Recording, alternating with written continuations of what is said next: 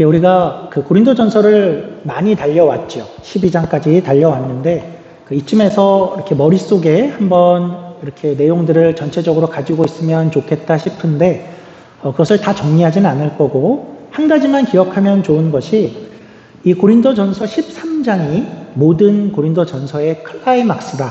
그리고 핵심이다라는 것을 이렇게 머릿속에 가지고 있으면 고린도전서를 이해하는 데에 많이 도움이 됩니다. 이렇게 고린도전서를 썼죠. 바울은 고린도 교회의 문제들을 먼저 다 들었죠. 그리고 마치 이 교회를 새롭게 해야 되는 어떤 컨설턴트처럼 그 문제들을 다 듣고 나서 그 상황을 이해하고 숙고하고 나서 그리고 이 교회의 문제가 무엇인가 하는 것을 그가 파악을 했었죠. 그 교회의 근본 문제는 이것이구나 하고 파악을 한 것은 이 교회가 교회의 공동체성 그리고 교회의 교회됨 이것을 이해하지 못하고 있구나.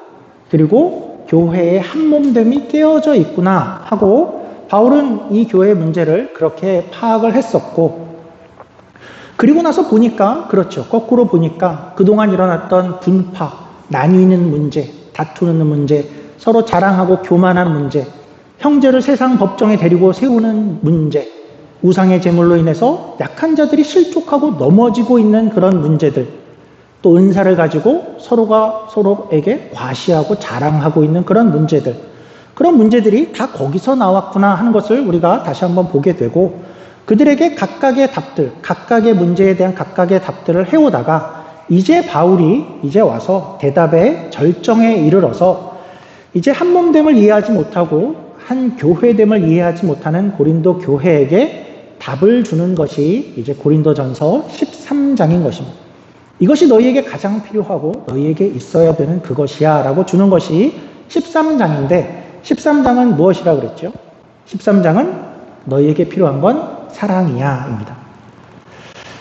그 13장을 이제 가지고 오면서 12장 마지막 절에 우리가 함께 읽은 12장 마지막 절을 봤는데요. 그러니까 이 구절은 우리가 두 가지로 이해할 수 있습니다 라고 거기까지 지난주에 잠시 이야기를 드렸는데요. 첫째는 이런 것이었죠. 여기 12장 마지막 절에 나오는 더욱더 큰 은사, 그러니까 사랑은 여기 더욱더 큰 은사야 라고 그렇게 말할 수도 있고 아니야, 지금 말하려는 사랑은 제일 좋은 길이야 라고 그렇게 말할 수 있는데 그러니까 물론 어느 것을 택하든지 이제 사랑이 제일 중요한 것이구나, 그걸 말하려고 하는구나 라는 데에는 어떤 차이가 없지만 이제 이 두 가지 중에서 더 많은 이들이 지지하는 해석을 좀 소개해 드리려고 합니다. 그러니까 저도 물론 그것을 지지합니다. 그러니까 바울은 사랑을 뭐라고 생각하고 있냐 할 때에 제일 좋은 길로 보고 있다입니다. 그러니까 왜 그렇게 보냐 하면 여기 사랑을 더욱더 큰 은사가 사랑이야 라고 말하게 되면 어떤 뜻이 되냐 하면 많은 은사들이 있는데 그 중에 사랑이 다른 것들에 비해서 제일 큰 거야, 정말 큰 은사야 이렇게 말을 하게 되면 물론 말은 예쁘고 사랑을 강조하는 것은 충분히 되지만 바울이 이제껏 이야기해 온 것과는 잘 맞지 않게 어울리지 않게 됩니다. 그러니까 사랑이 다른 어떤 것들보다 더욱더 큰 은사야 라고 하게 되면 다른 것들은 어떻게 되죠? 다른 것들은 좀 작아지게 되죠. 그런데 여러분들 기억하시나요? 우리가 어떻게 왔는지 12장에 어떤 내용들이 있었죠? 12장 바로 전에 이제 이야기했던 것은 바울이 몸과 지체의 비유를 들었었죠. 그러면서 어떤 얘기를 했었죠? 각각의 지체는 어떠한 것도 자기가 스스로 더 크다라고 이야기할 수 없다 그랬죠. 그리고 각각의 지체는 무엇이 더 크고 작고 더 중요하고 덜 중요한 것이 없다. 그 이야기를 바울이 해왔었죠. 그런데 사랑이 은사 중에 이렇게 큰 거야 라고 이야기를 하게 되면 다른 것들은 좀 이렇게 물러나야 되고 어쩌면 상대적으로 다른 은사들이 시시해지는 그렇게 될 수밖에 없죠. 그래서 바울의 이 이야기가 바울이 사랑을 가장 큰 은사로 보는 것은 어울리지 않다라고 생각을 합니다. 그리고 또한 고린도전서의 맥락을 잘 생각해 보시면 고린도전서의 맥락에서 은사라는 것은 늘 어떤 것이었냐 하면 은사는 하나님께서 주시는 어떤 선물이죠. 그리고 그것은 왜 주셨냐면 공동체를 위해서 각각이 다르게 주신 것이 은사다였죠. 그러니까 누구에게나 다 똑같은 은사를 가져야 돼 이런 식의 이야기가 아니라 지체마다 독특하게 다르다. 그 얘기를 계속 해왔죠. 눈은 봐야 하고 귀는 들어야 하고 발은 뛰어야 한다. 그렇게 독특하다. 물론 그것이 합해서 한 몸을 이루어야 되고 공동의 유익을 위해서 이렇게 주신 것이나 그것은 각각 다르다. 그것에 강조가 있고 그것이 은사다라는 이야기를 해왔었죠. 그런데 그런 면에서 보면 사랑은 어떤 거죠? 사랑은 어떻습니까? 사랑도 은사로서 누구는 가져도 되고 누구는 가지지 않아도 되는 어떤 것일까요? 은사처럼 조금 전에 모두가 선지자겠느냐? 모두가 다 가르치는 은사를 갖겠느냐라고 이야기한 것처럼 사랑도 누구는 가지고 있어야 하고 누구는 가지고 있지 않아도 돼라고 이야기할 수 있을까요? 그렇지 않죠. 사랑은 분명히 누구나 가지고 있어야 하는 것이죠. 그래서 고린도전서의 맥락에서 이 사랑은 은사 중에 하나야라고 보기보다는 가장 좋은 어떤 것, 다른 것으로 본다라는 것이죠. 그래서 바울이 어떻게 이야기하냐면 이제 사랑은 그가 얘기하는 가장 좋은 길이다라고 이야기하는 것입니다. 그래서 이것은 무슨 뜻이냐 하면 이제껏 12장에서 어떤 이야기를 했냐면 많은 은사들이 있다라는 이야기를 해왔죠. 이런 은사, 저런 은사, 은사들을 이렇게 이야기해 오고 나서 그 모든 은사들을 사용하는 가장 좋은 길이다. 그래서 길은 영어로 way로 표현할 수 있죠. way로. 그러니까 way는 다른 한국말로는 방법이 되기도 하죠. 그래서 모든 은사를 사용하는 베스트 웨이가 사랑이다라는 것이죠. 모든 은사는 이것을 가지고 사용해야 된다라는 것입니다. 그러니까 이렇게 보면 사랑은 은사가 아닌 은사들과는 아예 범주가 다른 어떠한 것이구나 하는 것을 우리가 생각할 수 있겠는데요. 한번 제가 좀 비슷한 예를 생각해 보았는데요. 우리 화면을 한번 보시죠. 이렇게 한번 늘어나 보죠. 냉동만두, 사발면, 차가운 국, 냉동밥. 자, 이것들의 공통점이 뭘까요? 제가 요즘 자주 먹는 걸까요? 아내를 떠나보내고, 이렇게 떠나보는 게 아니고 한국에 떠나보내고 제가 자주 먹는 걸까요? 이것보단 잘 먹고 있고 공통점이 뭘까요? 이렇게 보면 그냥 먹기는 어렵죠. 그냥은 별로 소용이 없습니다. 그냥 먹으면 오히려 안 좋을 수 있죠. 탈이 날 수 있고 체할 수 있는 그러한 것들이죠. 근데 이 옆에 마이크로웨이브가 있다라고 한번 생각해 보죠. 그러니까 전자레인지. 마이크로웨이브는 옆에 있는 것들과는 아예 범주가 다른 어떠한 것이죠. 이 옆에 것들, 왼편에 있는 것들을 마이크로웨이브는 사용하는 방법이고 앞에 것들을 먹는 길과 같죠. 그러니까 이를테면 이런 식이다라는 것입니다. 우리 예언, 방언, 가르치는 은사, 병 고치는 은사, 섬기는 은사, 이러한 다스리는 은사, 그리고 나서 사랑은 어느 편에 있냐 하면 옆편에, 마이크로웨이브 편에 사랑이 여기 있는 것이죠. 또 비슷한 예지만 또 이렇게도 한번 이야기해 보죠. 자동차 예를 들어보죠. SUV가 있고 승용차, 오토바이, 버스가 있다면 사랑에 해당하는 것은 어떤 것 정도가 들어갈 수 있을까요? 답을 벌써 보여주셨군요. 예. 모범 운전자 정도, 그러니까 베테랑인 모범 운전자 정도가 될 겁니다. 그러니까 이야기하고 싶은 것은 범주가 다른 어떤 걸로 이해하자라는 것입니다. 그러니까 무슨 뜻이냐 하면 그러니까 차들은 왼편에 있는 차들은 다 좋은 것이고 또 새 차들인데 아무리 좋은 것이어도 어떻게 사용되어지는가? 그러니까 사랑이라는 어떤 운전자가 있지 않으면 이것들은 아무 소용이 없는 어떠한 것들이다가 되죠. 우리가 함께 읽은 본문에 계속 어떤 얘기가 나왔었냐 하면 사랑이 없으면 아무것도 아니다라는 얘기가 나왔죠. 천사의 말을 해도 울리는 꽹과리와 같아. 그게 아무것도 아닌 것 같아. 아무것도 아닌 게 돼. 이런 느낌인 것이죠. 그러니까 운전자가 없으면 아무것도 아닌 것처럼. 뭐 주차 자리만 차지하고 할부금만 나가는 아무 소용이 없는 것과 같다라는 거죠. 혹시 운전자가 잘못되어 있으면 어떨까요? 운전자가 매일 사고를 치고 난폭 운전하고 상습적으로 음주운전하는 그런 운전자가 그 차를 잡았으면 어떻게 될까요? 차가 없는 편이 낫겠죠. 그리고 운전자가 이상한 운전자라면 이 차들은 오히려 더 위험한 것이 되겠죠. 그러니까 은사와 사랑의 관계, 우리가 생각할 때 이런 관계다라고 생각하면 좋을 것 같습니다. 그래서 사랑이 없는 은사는 얼마나 위험하냐 하는 것을 우리가 좀 이해하고 있으면 좋을 것 같습니다. 사랑이 없는 은사, 그리고 더군다나 사랑이 없는 것을 넘어서 그것을 어떤 욕심이나 자랑을 가진 자가 은사를 운행한다면 그것이 오히려 화가 될 수 있는 것이죠. 그래서 바울이 이제 계속 이야기를 하고자 하는 것은 그 은사가 풍부한 너희들아 이것을 어떻게 사용할 것이냐 하는 그런 이야기를 하는 것인데, 고린도 교회를 보면 정말 이 자동차 비유가 딱 맞는 것 같습니다. 그런데 한 가지 다른 것이 있죠. 한 가지 다른 것은 이 교회는 그냥 보통 자동차를 가진 것이 아니라 아예 무슨 슈퍼카드를 가진 교회와 같습니다. 어떠한 교회에 비교해서도 가장 좋은 은사들을 가졌고 가장 풍부한 은사들을 가졌고 너무나 좋은 것들을 많이 가진 것이 고린도 교회였죠. 그런데 그 운전자들은 난폭 운전을 하고 음주 운전을 하고, 그러니까 운전자들이 바르지 않은 운전자들이 이 좋은 차들을 가진 그런 교회였다라는 것이죠. 그래서 은사라는 것은 분명히 좋은 것인데, 그러니까 바울이 이야기하는 논지는 이런 것이죠. 그러니까 사랑이 얼마나 중요하냐라는 것을 이야기를 꺼내면서, 사랑이 없으면 모든 은사들은 오히려 화가 되고 오히려 없는 것이 나을 정도가 된다.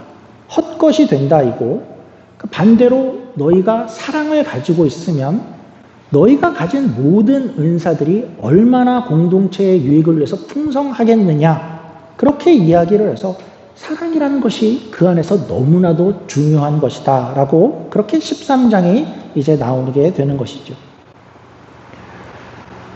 우리가 조금 더 생각을 해보죠. 조금 이상한 점이 있습니다. 그러니까 이들은 이렇게 좋은 은사들을 가지고 왜 이 모양이 되었을까요? 에이, 사랑이 없어서 그렇다며요. 지금 얘기했잖아요. 근데 그렇게만 생각하면 너무 단순한 답일 것 같습니다. 그러니까 왜냐하면 고린도의 교인들이 야, 이제부터는 우리가 사랑하지 말자. 이제부터 우리는 사랑을 하는 게 별로 안 좋을 것 같아 라고 그렇게 결심했을 리는 없기 때문이죠. 도대체 이들은 어떤 생각을 가지고 있었고 또 무엇을 추구했길래, 사랑을 추구한 것 대신에 다른 어떠한 것을 추구했길래 반대 방향으로 달려가고 말았을까 하는 그런 생각을 해보게 되죠.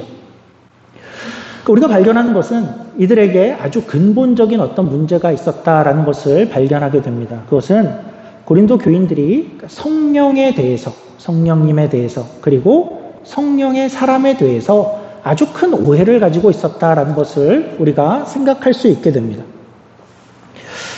이 교회는 분명히 성령의 은사가 굉장히 풍성한 그런 교회다라고 말씀을 드렸죠. 그러니까 평소에 이 교회의 분위기는 어땠을까요? 우리가 상상을 한번 해보죠. 평소에 이 교회는 성령의 은사들이 막 일어나고 성령에 대한 관심이 많아서 만날 때마다 성령의 능력, 성령의 일하심 이런 것들을 이야기를 많이 했을 것 같습니다. 만나면 그런 대화들을 하고 또 그런 어떤 은사들이 나타났을 때 현상들에 더 많이 주목을 했었겠죠. 야, 저 은사를 봐. 저거는 은사 같아. 야, 저 은사는 대단하지 않아? 그러니까 이런 분위기가 고린도 교회의 분위기였을 것입니다. 그리고 이들의 관심은 점차 어디로 더 갔을까요? 이들의 관심은 이제 그 은사가, 성령의 역사가 누구에게 나타나냐로 관심이 집중되기 시작했겠죠. 누가 성령 충만한 거야? 누가 성령의 사람인 거야? 관심을 그렇게 갖다가 저런 은사가 나타나는 사람, 저 사람이야말로 성령의 사람이 아니겠어? 저 사람이야말로 하나님이 더 사랑하니까 저기에 은사가 나타나는 게 아니겠어? 저 사람 아닐까? 그런 생각을 갖게 되고, 특별히 어떤 것을 더 찾게 되었을까요? 우리가 상식적으로 생각해도 뭔가 초월적인 것, 초자연적인 그런 은사가 나타나면 사람들이 더 집중을 했겠죠. 저 사람은 다른 어떤 사람보다도 훨씬 더 하나님이 성령님이 함께하는 그런 사람인가 봐. 성령 충만한 사람인가 봐. 봐봐, 방언을 하고 있어. 예언을 하고 있잖아. 병을 고치고 있잖아. 하고 더욱더 집중을 하게 되었을 것 같죠. 그러니까 우리가 본문, 우리 고린도전서 1절부터 13장 1절부터 3절까지를 읽었는데요. 우리 1절, 2절에 나오는 그런 은사들은 아마도 고린도 교회에 실제로 있었던 그런 은사들이었을 것입니다. 1절을 보시면 방언이 나오고 천사의 말이 나오죠. 천사의 말은 뭘까요? 그러니까 그것이 무엇이든 간에 우리는 지금 그것을 알아듣지 못하지만 분명히 그것은 천국에서 하는 그런 말일 거야 하는 어떤 말이겠죠. 그러니까 사람들은 야, 저 사람은 천국에 갔다 온 거 아니야? 그러니까 그 말을 할 수 있지. 와, 신령해. 그렇게 나왔을 것이고 2절에서는 예언과 비밀한 지식. 하늘나라의 비밀을 저 사람은 알고 있는 것 같아. 저길 다녀왔을 거야. 뭔가 통하는 게 있을 거야. 와, 저 사람은 신령해. 그렇게 되었겠죠. 우리는 어떨까요? 만약에 우리 가운데 이런 은사들이 나타나면 우리는 안 그럴 수 있을까요? 우리도 아마도 그렇게 되지 않을까 하는 생각이 들지요.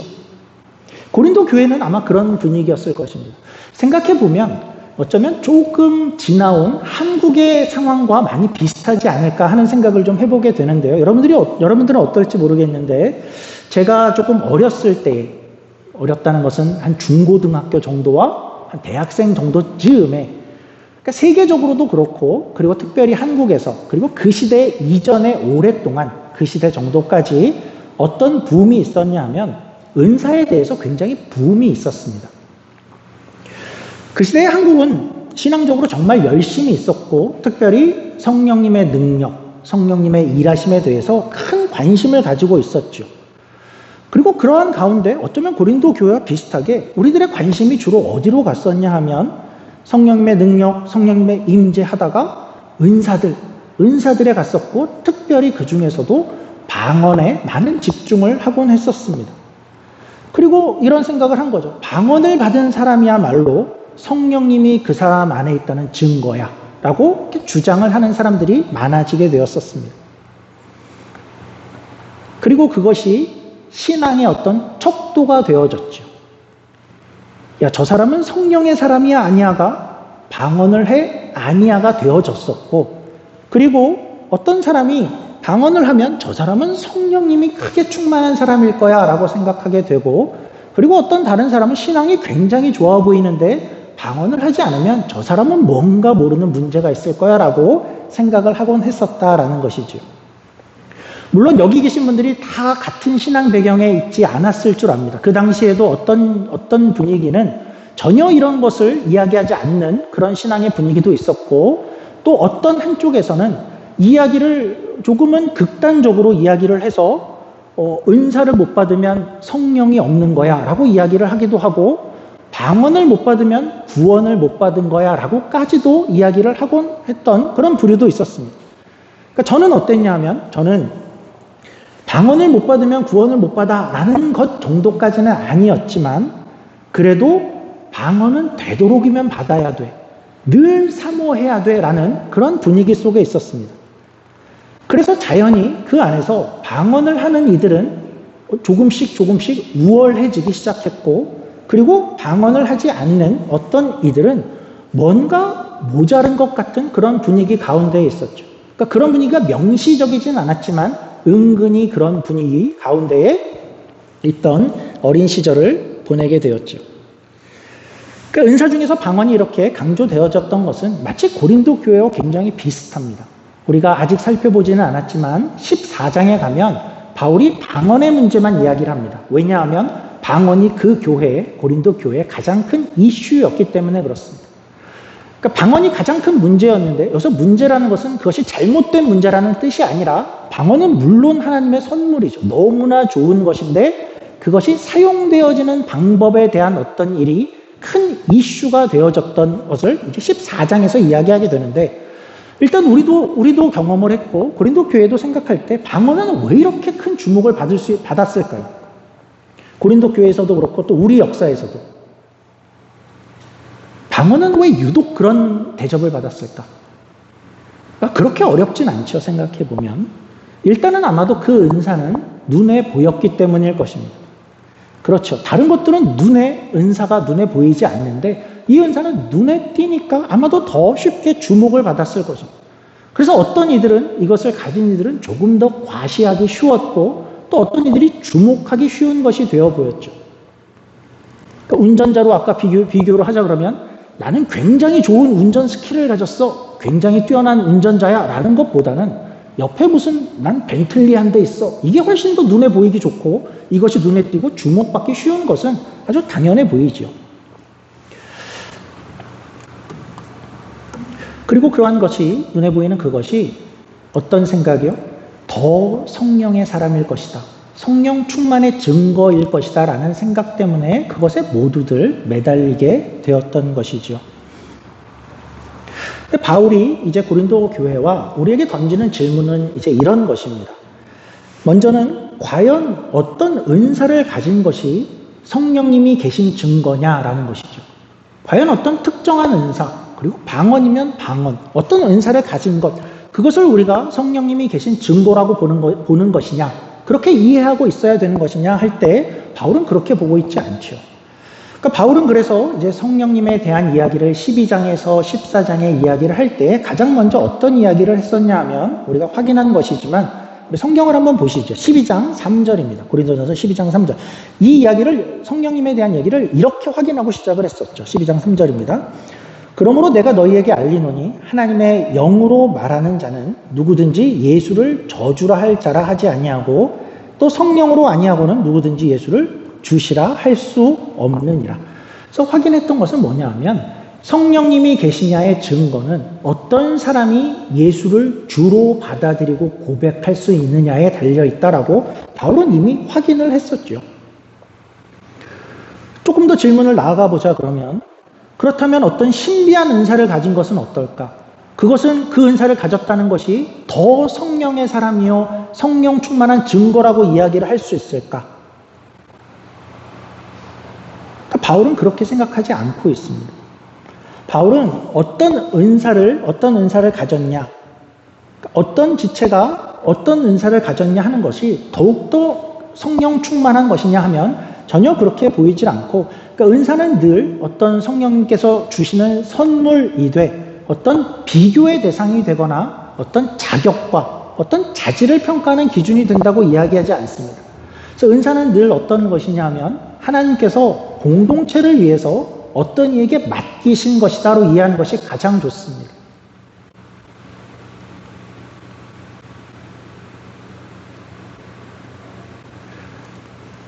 어떤 자가 더욱더 자질이 있어서 그것을 주신 것이 아니라 그 공동체에 이것이 꼭 필요해서 어떤 이에게 맡긴 것이기에 그것을 가진 자가 그것을 자랑하거나 과시하거나 누군가가 비교하도록 그런 식으로 은사를 주시지 않았다라는 것이죠. 그럼 우리가 또 이런 생각을 좀 해볼 수 있겠죠. 그러면 과연 우리는 어떤 사람이 성령 충만하고 안 한 것을 우리가 알 수 있는 길은 없을까? 은사를 가지고 서로 비교하는 게 아니야, 은사를 가지고 서로 판단하는 것이 아니야 라고 했다면, 그렇다면 우리는 어떤 사람이 더욱더 성령 충만한 것이지 아니면 개인적으로도 내가 더 성령 충만을 향해서 가고 있는지 그렇지 않은지는 뭘 보면 알 수 있을까 할 때 바울은 그 대답을 갈라디아에서 하고 있죠. 우리 갈라디아서 5장 19절에서 23절 말씀입니다. 이렇게 이야기를 하죠. 육체의 일은 분명하니 곧 음행과 더러운 것과 호색과 우상 숭배와 주술과 원수 맺는 것과 분쟁과 시기와 분냄과 당짓는 것과 분열함과 이단과 투기와 술 취함과 방탕함과 또 그와 같은 것들이라. 전에 너희에게 경계한 것 같이 경계하노니 이런 일을 하는 자들은 하나님의 나라를 유업으로 받지 못할 것이요 오직 성령의 열매는 사랑과 희락과 화평과 오래 참음과 자비와 양선과 충성과 온유와 절제니 이 같은 것을 금지할 법이 없느니라. 그래서 이 구절을 보면 어떻게 안다고요? 내 삶이 어떻게 성령 충만한 것인지 아니면 반대의 길을 가고 있는지는 이런 기준으로 알 수 있다라는 것이죠.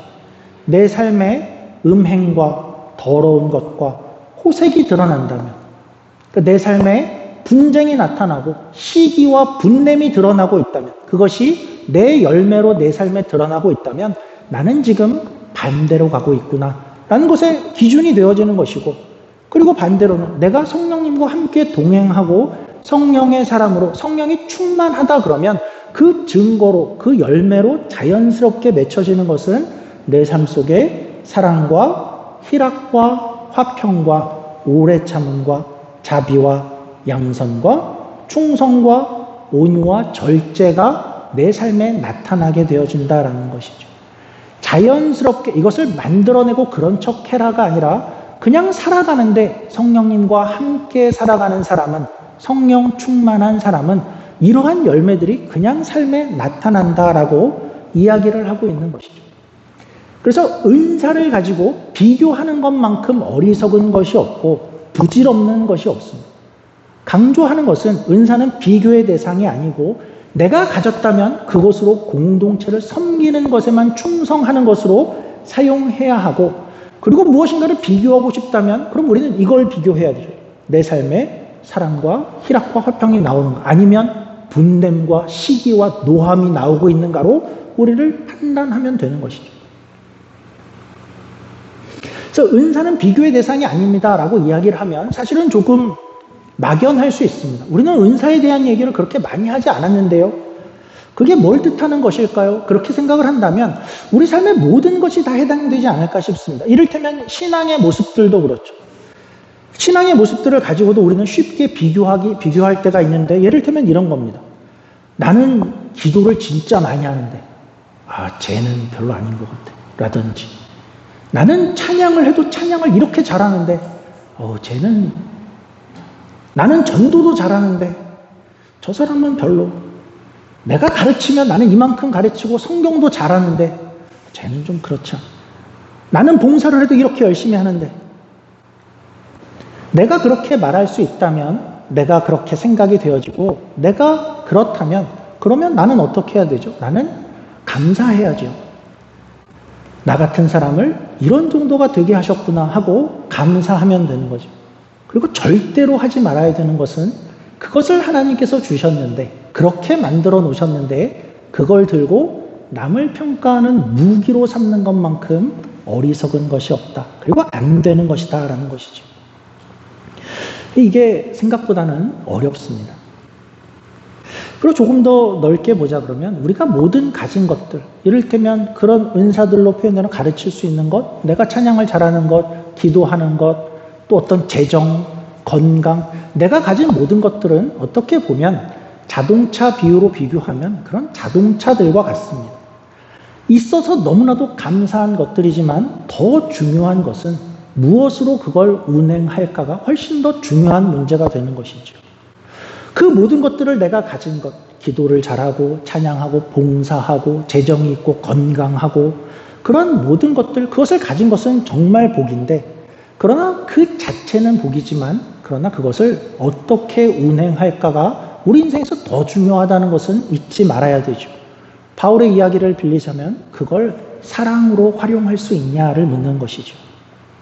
사랑으로 해라가 조금 추상적이라면 이렇게 얘기할 수도 있겠죠. 우리는 기도하면서 우리 가운데 온유함이 드러나는가? 기도를 하면서 막 날카로워지고 이런 것이 아니라 성령의 열매가 기도 가운데서 드러나는가? 찬양을 하면서 인상을 쓰는 게 아니라 희락이 있는가?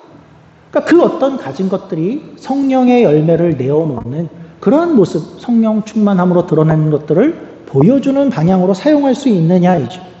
전도를 하면서도 오래 참을 수 있고, 무엇을 하면서도 절제할 수 있고, 봉사하면서도 충성이 나오는가.